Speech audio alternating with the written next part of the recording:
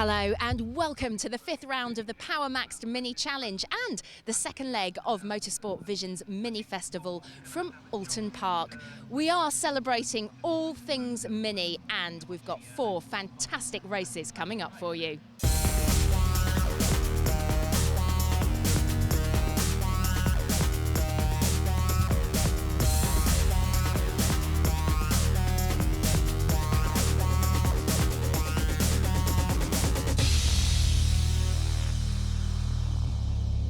We're well over halfway into the season, but people are still really keen to join the championship.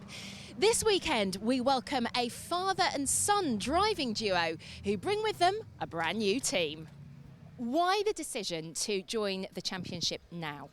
Well, we started racing last year in the BMW Compacts, and because Scotland's only got the one track, we thought, right, we need to spread our wings here. Callum's got some good racecraft, and what do we do next? And we've been following the minis for some time now, and it's getting ever so popular. And with the Gen 3 cars, they're really appealing to us. So we thought, right, we'll get down, try the one below, see how we get on. So what's it like with a father and son racing team? How's the competition? It is good. It keeps us both on our toes, but we also work together. So whatever happens at the weekend rolls into Monday, and whoever's on top has the bragging rights at work on the Monday. So what's it like running a Mini? Because I know it's a bit different for you. Yeah, it's a little bit different. It's a front wheel drive car, obviously. We normally run Lotus cars in Lotus Cup UK, Lotus Cup Europe, so it's a bit of a different challenge for us, but yeah, it's been really good. Well run championship. Yeah, really pleased with it. Hopefully we can get a couple more cars, maybe run 3 or 4 next year. That's the plan, so fingers crossed. Beautiful conditions for the first race of the weekend with the Coopers. Now, there are only a couple of points separating championship leader Ricky Page from his arch rival Nathan Harrison. However, Ricky starts from 3rd position. Let's get the full grid from Ben. Thanks, Michelle. Well, it is a very interesting grid with Simon Oulton and Nathan Harrison sharing the front row. Then Ricky Page and Henry Neal, Max Blades and Adam Davey on row 3 from Mark Wakefield and John Attard. Well, this is the Mini Festival North. It's a large crowd at Oulton Park, and away we go on a beautiful July day, sprinting towards Old Hall for the first time. It is Simon Oulton who gets the jump over Nathan Harrison. A very good getaway as well. The bright yellow car of Henry Neal, who moves across into the path of Ricky Page. Darren Chat has a bumpy ride, runs wide, loses out to Max Bladen amongst others. In car with Page as we head downhill through Cascades. Silent Bend. In car with Mark Wakefield, he is up into 4th place in pursuit of Henry Neal. But look at this, the leading 5 cars separated by about 4.5 car lengths as they hurtle into Ireland, almost 2-3 wide. Maximum commitment as they then get on the brake for the hairpin. Can't really overtake at Shell Oil's corner. This is great stuff from Simon Oulton. Wonderful to see him right at the front of the field as he tries to get Nathan Harrison early on. That is going to prove very hard to do as they arrive into the first of the flip-flop chicanes at Britain's. Pretty jagged curves here, so you need to take a big bite. It will be bumpy before they climb up over Hilltop and then down towards Knickerbrook, or rather the Hislop chicane variant thereof. He leaves his braking desperately late. That's the beauty of these Cooper class cars, is they give so much feedback to the drivers. They really enjoy competing them. There is Max Bladen. He is just tucked in behind Adam Davey. This leading group of cars still 8 or so strong, as now Harrison comes onto terms with Simon Oulton as they head through Druids on towards Lodge Corner.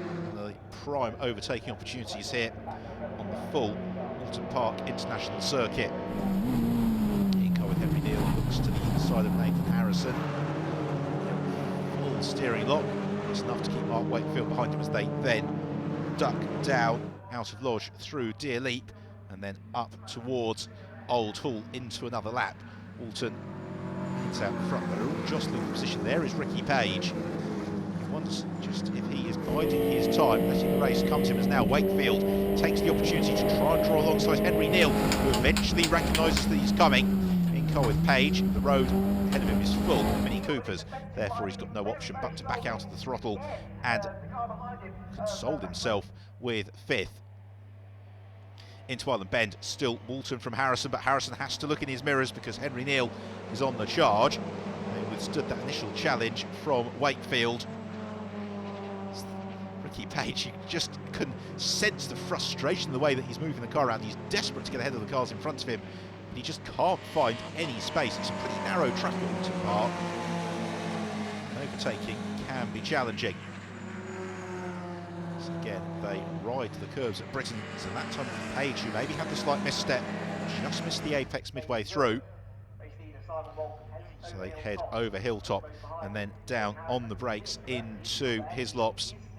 You can overtake at Hizzies, but you really have to leave it very, very late and deep. At the moment, they all seem content to let Simon Oulton make the early running and just run as a pack. Got 20 minutes with which to sort it out. But now that there's that slight gap opening between Harrison in 2nd place and Henry Neal in 3rd, this is the point at which you'd expect to see Ricky Page and Mark Wakefield beginning to try and make their moves, because they'll be content to run line the stern as long as they're one group.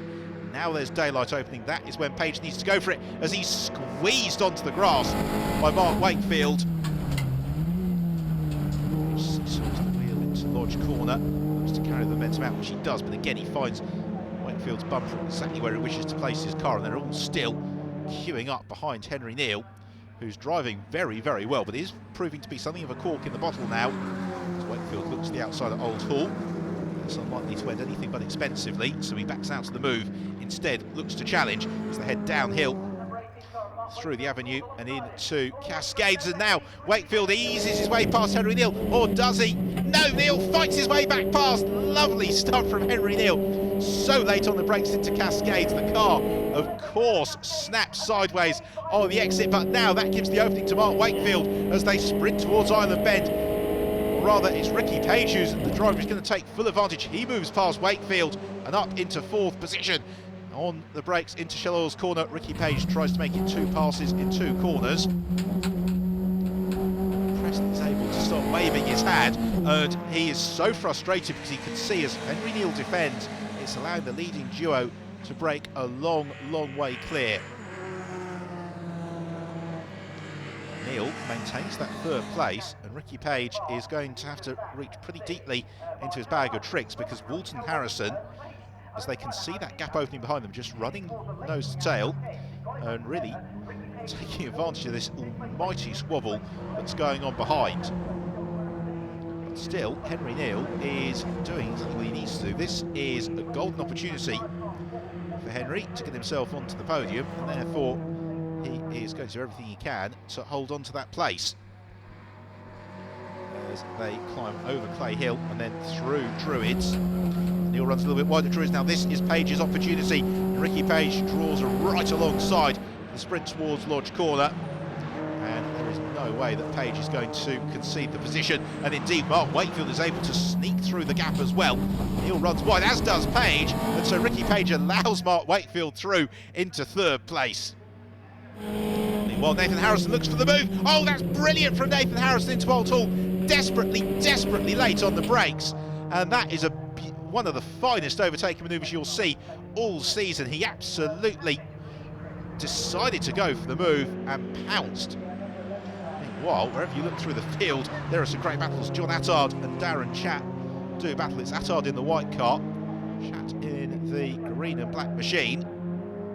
There are them heading up over Deerleap on towards Old Hall. It's Attard gets his nose in front on the way in. Chat might fancy his chances on the exit, except he runs wide. There's a seesaw of the wheel. Thumbs up to Attard. Meanwhile, here is Ricky Page. But what we are hearing is that Ricky has been given a 5-second penalty for exceeding the track limits. The bitter irony of that came running wide at Lodge Corner when he moved up into 3rd place. So essentially that means that Mark Wakefield is actually 3rd place on adjusted time. We are into the very late stages of this race. As they head over Hilltop on towards Hizzies. Harrison still leads from Simon Oulton, then Ricky Page, who is really going to have to rely on some major misfortune for those behind to be 5 seconds clear of either Mark Wakefield or Max Bladen by the time they arrive at the checkered flag, which is just a couple of corners away now as they head over Clay Hill. Druids is their next destination.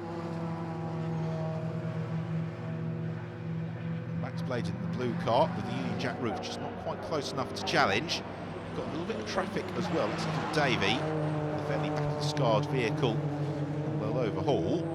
Ricky Page slides through, but crucially for the podium, so does Mark Wakefield. Nothing goes wrong for him at Lodge, so it's Nathan Harrison who takes very, very nicely driven win from Simon Oulton, and then third on the road goes to Ricky Page, but third in adjusted time to Mark Wakefield. Max Bladen next through, and that shuffers Page down to 5th place.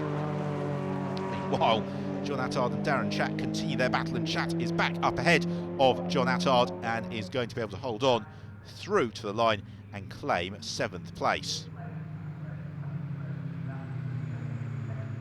So let's have a look then at the final results, with Nathan Harrison winning it from Simon Oulton and Mark Wakefield, then Max Bladen and Ricky Page from Henry Neal, Darren Chat and John Attard. First podium of the day and time to celebrate. And the reverse grid for the final race. The top 4 will be reversed. Nathan, the championship lead is back in your hands. Indeed it is. That was the plan this weekend, just to come and gain some points on Ricky, and it's gone to plan so far.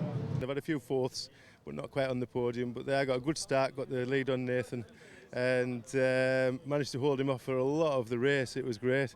And I think Ricky just got me on the first corner. I think it was 2 laps to go, I think. And I was struggling on them last 2 laps, you know, but got there in the end, and brilliant race. Not the best of starts for Ricky Page. However, he's still got another chance to claw some points back a little bit later on. Join us again after the break, where we'll have some fun on the grid and racing from the turbocharged minis.